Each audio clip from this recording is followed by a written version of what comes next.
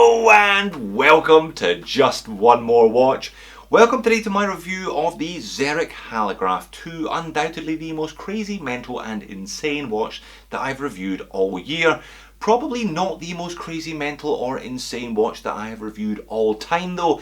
I don't mind the occasional quirky thing, and that goes for watches as well, and I've reviewed a bunch of quirky pieces on the channel over the years, from the Gravity Alpha GT124 that involved rotating discs and balls, through the Humism that was a never-ending series of snowflake fractal patterns, to the Linvino Lachronos, which was a twist on vintage car dials, to the Dewis that I'm still not quite sure what that one actually was. Now, to be clear, this watch was sent to me for free by Xeric. I don't have to send it back. I hope you saw the little sponsored video pop up.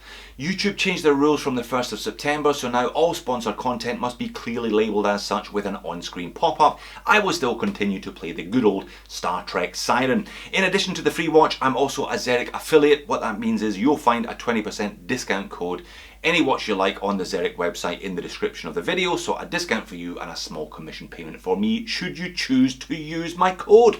So should you rush out and buy one of these things? Well, I think like any watch purchase, you have to have a good long think about whether the watch matches your personality, whether you're going to wear it, how it fits into your collection, and with something as quirky and unusual as this, you probably have to think twice as long and twice as hard about how much use you're actually going to get from it.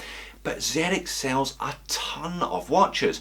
I reviewed their Trappist, their NASA endorsed watch last year. That one raised over $5 million in pledges. So people are clearly buying these watches in big numbers.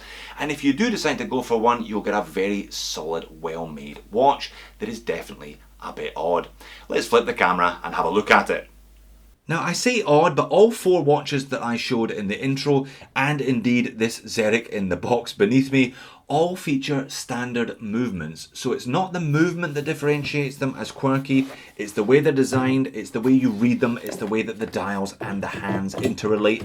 That's what sets these watches apart and makes them unusual, and I think makes them a lot of fun. Nice packaging here. Kind of felt roll with the Xeric. I assume that's a little bit of pleather on top, but then again it should be quite well packaged because you are paying a few dollars for these. On the Xeric website at the moment they're between $450 and $600 USD. There's deals available, and like I said, a 20% discount if you use my code. That takes it down to between $350 and $480 USD depending on which model you go for. One thing to note though, only a 12-month warranty. Now that is 12 months short of what I think is acceptable for any watch, really, certainly one at that price. But check that out, that is bonkers. Now the Halograph, so named because those four circular white discs look like halos floating above the dial. That's what you actually have to do when you want to read the time. We'll get back to that a bit later on. They launched the initial Halograph in 2015 and they fully updated this one for launch in 2018. 999 pieces of each colorway, so it's a limited edition. I believe some of the colorways are sold out already, but there are still some available at the Xeric website. It is just a crazy piece of design. So dimensions, first of all, I'll get to how you read it in a minute or two. 46 mil in diameter, so it is a big watch. It definitely has a bit of a hockey puck feel to it. 14 mil thick, however, key dimension with this one, I think, hidden lugs. The lug-to-lug dimension is a mere 34 millimeters. So I reckon you can get away with this one on a much smaller wrist than that initial 46 mil diameter dimension might suggest. On the supplied Horween leather, it is a fantastic Horween leather strap. I'll show you that in more detail later on.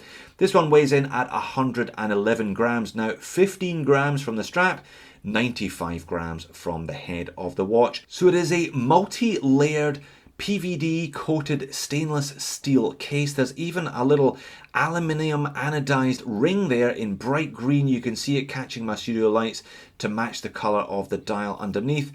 Screw on case back and 15 meters of water resistance. Dead flat, thick sapphire crystal with a beveled edge on top, and you've got a little display window there. You can see the balance wheel. Again, I'll pop in some macro of that a bit later. So how does one tell the time on one's Xeric Halograph 2 then? Well, like I said, it is a conventional two-hander in some respects. That is the hour hand and that is the minute hand. There is also a small second indicator down there and a day-night indicator, which I'll show you in more detail later on. Probably best if I hack the movement. So this is a Miyota 82S0, which features hacking and hand winding. Again, I'll talk about the movement in more detail a bit later on. If you look down through the first large lower circular halo, you can see it's somewhere between 10 and 11. There's a small 10 in the middle of the two larger Arabics, so we're going for somewhere after 10:30. If you then look at the outer halo, that is where the minutes are red. That is somewhere between 35 and 40. We're calling that 38 and a half, and the half is confirmed by the small second down there reading 30. So that's it in operation. Let's have a look. If I spin this one round, you can see how it works. So the hour hand rotates between 9 round to 3, and then the smaller of those two pops up and does 3 round to 9 again.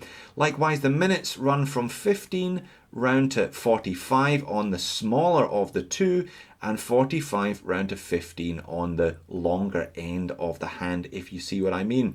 So I'll roll this one round to 12 midday, and you know it's midday because it's full sun in the 24-hour indicator. Roll that down and you can see what 12:30 looks like.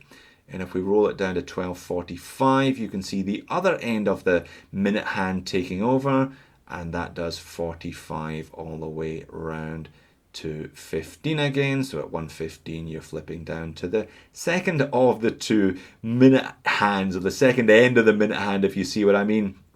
Roll that on there and we're on to 3 o'clock, and you can see the day-night indicator heading towards the moon, and we're getting to 6 p.m, 9 p.m, and all the way to midnight. Voila! Easy, eh? Well, I reckon it's going to take a little bit of getting used to, but Xeric's whole point is, their strapline is, it's the most interesting watch in the room. So if you want a quirky watch that is going to be a bit of an attention grabber, a bit of a conversation piece, but you don't want to drop $250,000 on a Richard Mille, I guess that's the kind of target market that they're going for with this one.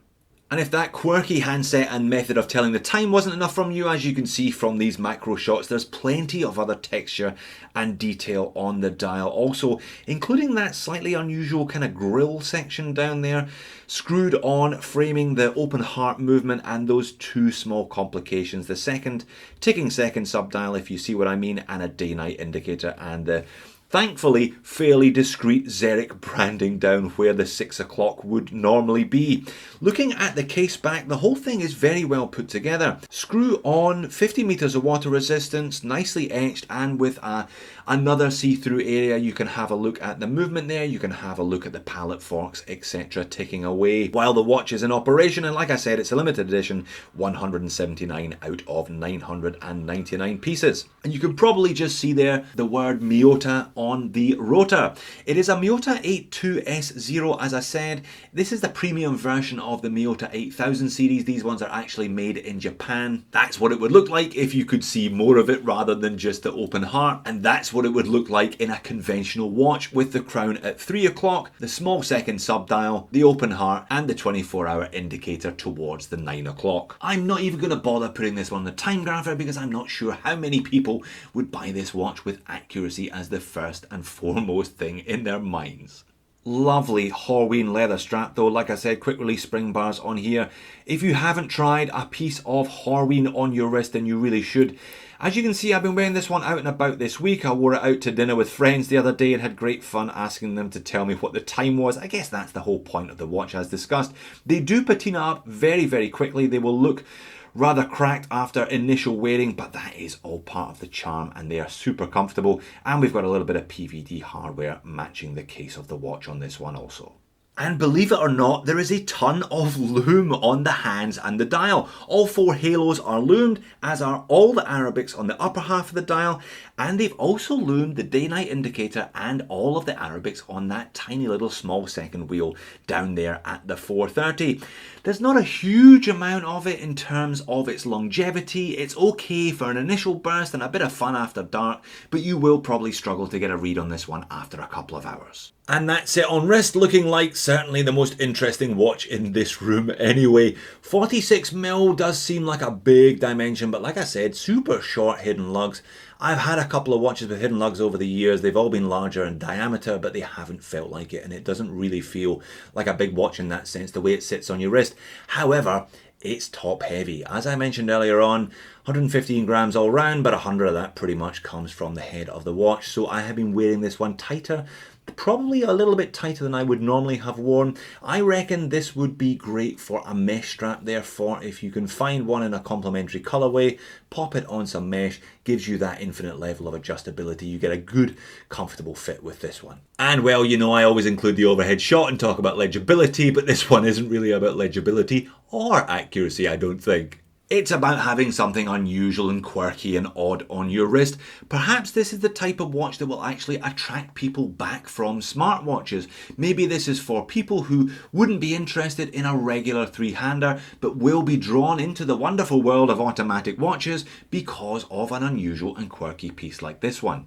Well, I think the moans and niggles section has pretty much written itself today, hasn't it? You're not buying one of these for legibility, you're not necessarily buying it for practicality or accuracy, but if you're buying it for longevity, if you plan to wear one of these occasionally or regularly as your main watch and keep it over a number of years, there's no reason why you can't. It's very, very solid, very nicely done, high quality materials throughout, and the Miyota in the back of it is no more difficult to service or replace than any other Miyota 8000 series movement at all. It is a bit top heavy, that is really my only other criticism. Apart from the kind of obvious inherent criticisms that come with having to relearn how to read the time. You're going to have to get used to a completely different way of learning the time. It is top heavy.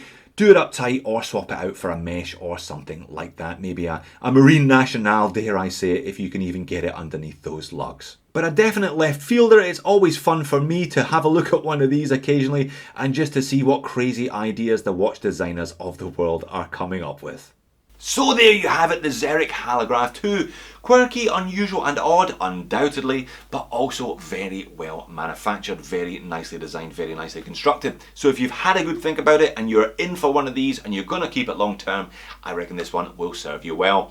Thanks for watching. I will see you in a future video.